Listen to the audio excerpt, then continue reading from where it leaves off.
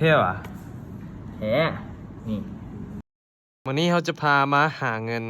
ในแอป InSeeHub แอปนี้เนาะโดยวิธีการเขาจะหาเงินนี้เขาจะใช้วิธีการซื้อเลขแล้วให้หน่วยนี้เป็นหน่วยแนะนำหน่วยนี้แล้วหน่วยนี้ซื้อเลขแล้วหน่วยนี้สิได้เงินนี่เขาสังเกตเบิ่งเงินตัวนี้ไว้เห็นบ่ตอนนี้มี 14,900 เนาะเดี๋ยวสิมาเฮ็ดการซื้อเลขอยู่ในหน่วยนี้แล้วมาถ่าเบิ่งว่าเงินจะเข้าหน่วยนี้บ่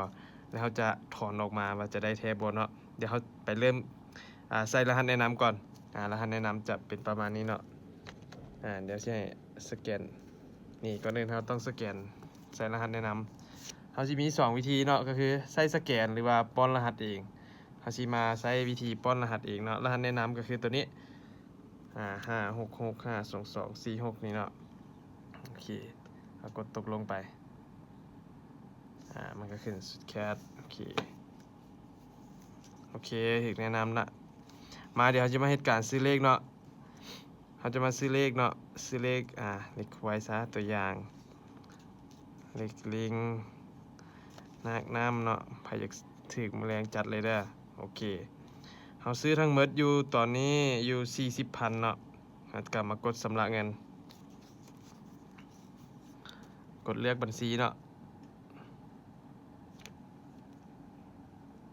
โอเคแล้วกดชำระเงินไปตามขั้นตอนชำระเงินมาละ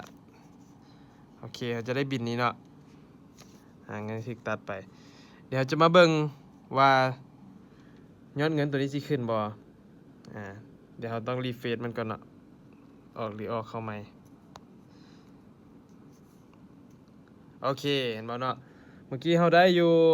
5% เนาะของการซื้อเลขของหน่วยนี้เนาะ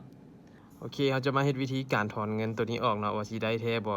กดถอนเลยเนาะกดเพิ่มบัญชีธนาคารโอเคมาละกดบันทึกไปเลยสำเร็จแล้วเนาะแล้วก็กดเลือกธนาคารนี่เนาะกดเข้าไปแล้วก็สามารถเลือกถอนได้เนาะว่าจะถอนเงินจากกระเป๋าหรือเงินรางวัลเขาสิถอนเงินในกระเป๋าเนาะก็กดตัวกระเป๋านี่เขาสิถอนอยู่มันมี 16,900 เขาสิถอนอยู่ 15,000 เนาะกดไปเลยได้ใส่สิก็ได้ตัวนี้สิถอนบ่ได้เนาะ 15,000 มันต้องถอนขั้นต่ำ20,000 ขึ้นไปเนาะเดี๋ยวเขาจะเอาตัวอย่างที่ว่าเขาถอนจำนวนหลายๆมาให้เบิ่งเนาะเขา